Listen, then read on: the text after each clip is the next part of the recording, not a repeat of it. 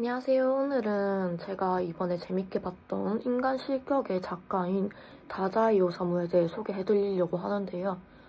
이제 인간 실격을 제가 최근에 읽었는데 원래부터 되게 유명하더라고요.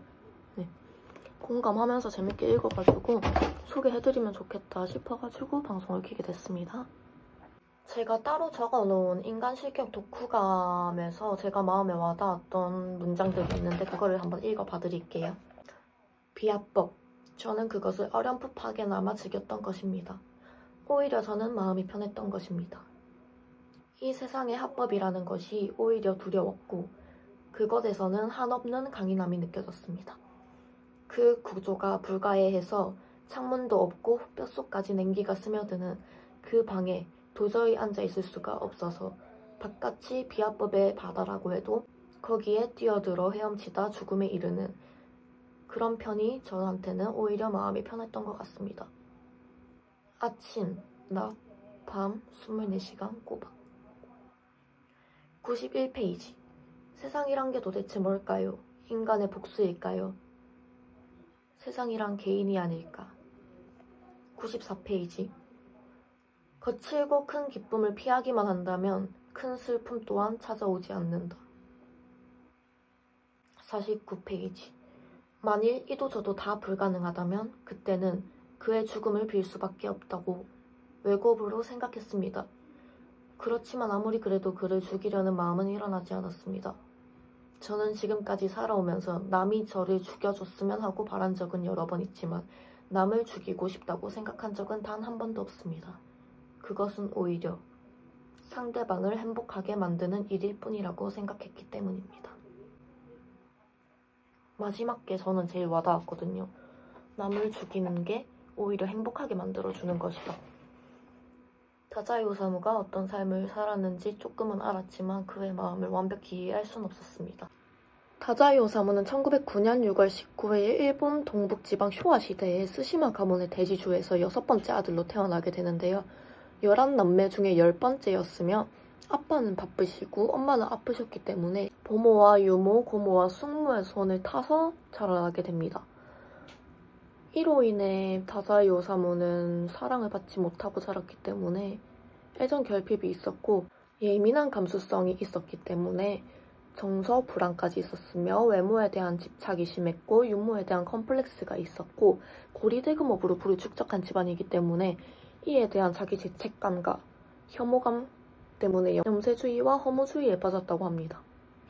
17살 때부터 작가의 꿈을 꿨던 다자이 오사무는 도쿄 제국대 불문과에 입학하게 되지만 금세 흥미를 잃어가지고 중퇴를 하게 됩니다.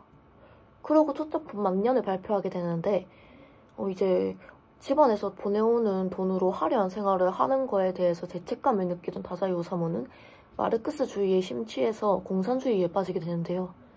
이 사실을 알게 된 현 요원이었던 맏형이 편지로 협박을 하게 됩니다. 당장 그만두지 않으면 집안에서 모든 경제적 지원을 끊어버리겠다. 이 말을 들은 다자이 오사무는 바로 공산주의 활동을 그만두게 되죠.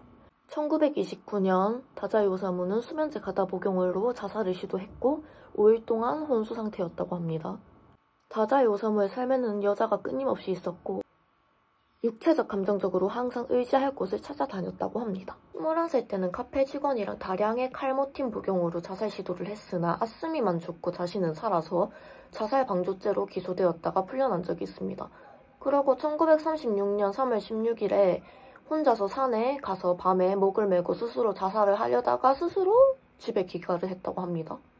1935년 그는 작품 역행으로 데뷔를 하게 되고 평소에 존경하던 아쿠타가 아상에 지원하지만 차석에 그치지 못합니다. 이때 가와바타 야스나리가 현재 생활에 어두운 구름이 끼어 있어 재능을 있는 그대로 발산하지 못하는 아쉬움이 있다라고 다자이 오사무에게 말을 합니다.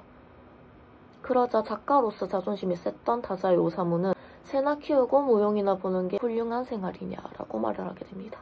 하지만 두 번째도 떨어지게 되자 세 번째에 도전하는 다자이 오사무는 제발 저에게 이 상을 주십시오.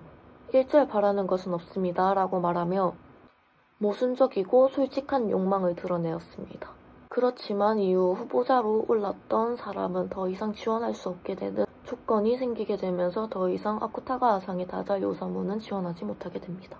맹장염과 복막염으로 마약성 진통제를 복용하던 그는 약물 중독에 빠지게 되면서 주변 사람들이 그를 정신병원에 입원시키게 됩니다. 한 달 후에 그는 퇴원을 하게 되는데 퇴원을 하고 나서 그는 인간으로서의 가치를 상실했다. 나를 아무도 인간으로 생각하지 않는 모양이다. 라고 말했으며 스가루에서 1945년 22개의 작품을 완성시켰고 일본은 패전을 맞이하게 됩니다. 1948년 다자이오사무는 그의 체험을 바탕으로 인간 실격을 발간하게 되었으며 어린 나이 6월 13일에 애인 토미에와 다미가와 강에 나가서 투신 자살을 하게 됩니다. 그의 책상 위에는 아내를 위한 유서가 적혀 있었으며 굿바이 원고와 아이들을 위한 장난감이 놓여 있었다고 합니다. 유서에는 더 이상 소설이 쓰기 싫어져서 자살을 택했다라고 쓰여 있었다고 합니다. 소설보다 소설 같던 인간 실격의 작가 다자이오사무의 이야기였습니다.